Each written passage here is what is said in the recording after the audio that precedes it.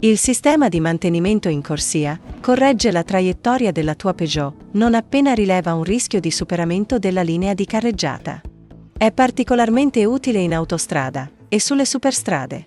Per impostazione predefinita, il sistema si attiva automaticamente a ogni accensione della vettura. Puoi disattivarlo tramite il menu ADAS, quindi funzioni, sul touchscreen, oppure tramite il menu di scelta rapida degli ausili alla guida. Per aggiungere o rimuovere una funzione dalle scorciatoie, premi questo pittogramma. Perché il sistema sia attivo, devi viaggiare a una velocità compresa tra i 65 e i 180 km/h.